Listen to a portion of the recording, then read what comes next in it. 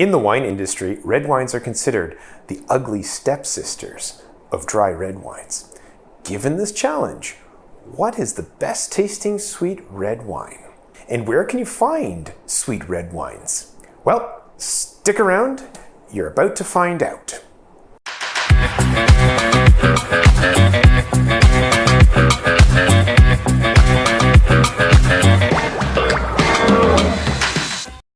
Hi curious wine rookies and established wine lovers. Welcome to our channel, Uncorked. My name is Roland Zimmermann, the 7th generation winemaker of my family's winery, King's Court Estate Winery. As your host extraordinaire today, I will be clearing up the misconception as well as why white wines are typically more sweet than red wines in North America and what to look for when you are trying to find a sweet red wine near you. A little bit of background. In the wine industry, sommeliers, winemakers, winery owners, and most winery retail staff perceive sweet red wines to be inferior to dry red wines, as it is believed they are easier to produce than dry red wines. I mean, how hard can it be? Just add sugar, right? This generalization couldn't be further from the truth, nor is it legal. Now, to our first point. Let me just say that yes, red wines can indeed be sweet. If you've never tasted a sweet red wine, it's a luxurious experience for your palate, if the wine is well made. For those of you that say, I don't like red wine, it's too bold and it isn't sweet enough, you are mistakenly faulting the wine for this. The truth is that color is not the determining factor of the sweetness of a wine. Whether that's white, red, or rosé. The norms of the wine industry make white wines sweeter than reds, but you could make a red wine just as sweet, if not sweeter, if the winemaker wanted to do this. The reason behind this is nothing simpler than customer preference and a bit of history. So, why is white wine typically more sweet than red? For those of you that don't know, white wines are produced differently than red wines in all wineries across the world. The detailed reasons for this would take too long to explain and fit into this video. I will answer this in a future video. Because of how white wines are processed, it is easier to make white wines sweeter, therefore they are easier to find. Without getting too technical, it could be as simple as stopping the fermentation by any means, thereby preventing the yeast from eating up all the remaining sugar in the grape juice when the desired level of sweetness has been reached. This is much harder to achieve with red wines due to the grapes themselves and requires greater skill on the part of the winemaker.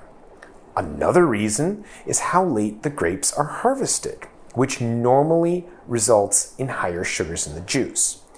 Think of your tomato plants in your garden that you are trying to get to the perfect sweet juiciness. It's the same idea with grapes, the longer you leave them hanging. Here's an interesting and humorous wine legend about how late harvest wines, typically very, very sweet, white wines, came to be. In medieval Europe, most farmland and animal stock were seen as the property of the church. When grapes were determined to be ripe enough by the local peasants, aka vineyard workers, they locked the entrances to the vineyards as they needed to ask for heavenly permission from their local bishop before they were allowed to harvest the grapes every season. The permission would be in the form of a letter, which was sent through a trusty courier. That courier would visit each vineyard along the route to the bishop to gather up all the letters requesting permission. The harvest could not begin until the bishop gave his blessing.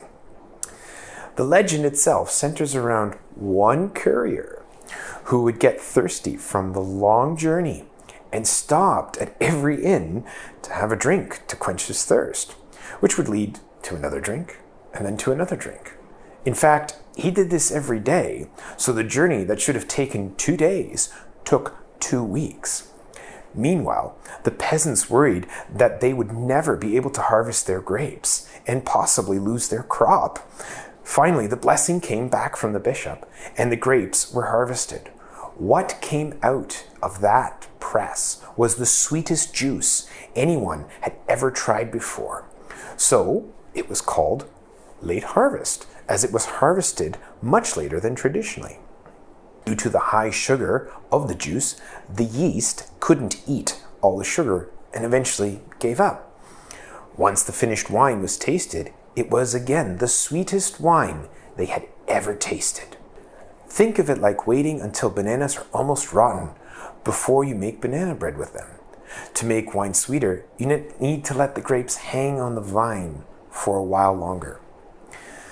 To sum up why white wines are typically used for sweeter wine production than reds is due to traditions such as late harvest, as well as the ease of production in modern winemaking. So, how does one find red wine that's on the sweeter side at your local wine shop? One of the first things to look for would be the term sweet red wine on the label. In Ontario, this is required by law on the front of the bottle or the principal display label, such as the example you see on your screen right now. The winery may also indicate on either the front or the back label how many grams of residual sugar are in the wine. The bigger the number is, the sweeter the wine is. If you're curious as to what wines to drink to satisfy your sweet tooth, consider that the type of grape isn't a great guide to follow if you're trying to find sweet wine. I can make you a wine out of a Merlot or a Cabernet Franc that is just as sweet as the sweetest Riesling. But there are a few general guidelines to follow. For example, it is more likely that if you're buying a blended wine, that it will be sweeter, or from a recommended producer who specializes in sweet wines, or a style of red wine called port. Port is made by adding 95% strength alcohol to young wine that is still fermenting to kill off the yeast. Yes, alcohol kills more than your brain cells. It does indeed kill yeast.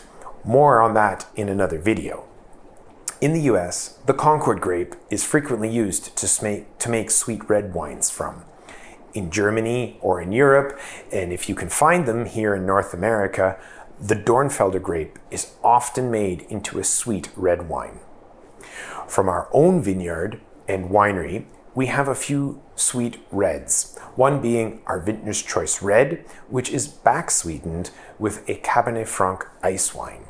Back sweetening means you ferment a wine to complete dryness, and then you add a bit of the sweet wine back to get it to the level of sugar you would like.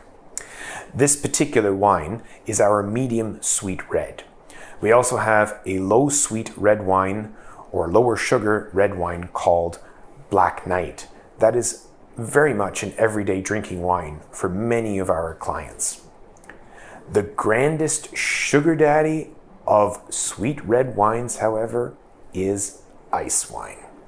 For those of you who don't know, Icewine is made when grapes are left on the vines until they are frozen solid and then pressed. The juice that comes off these frozen berries is the consistency of honey. Yes, ice wines can be made from red grapes. At our family's winery, we make an ice wine from the Cabernet Franc grape, as it is best suited to this both from a grape perspective as well as a flavor profile. In conclusion, the best sweet red wines can be just around the corner at your local winery or wine shop. Ask for a tasting to see if the sweetness is right for you. Perhaps you can even impress the staff by telling them about the legend of how sweet wines were first created. Please give us a thumbs up if you like the video and leave us a comment. We'd love to hear your feedback. We plan on posting a couple of videos a week, so if you'd like to learn more, please subscribe. Thank you, and see you next time.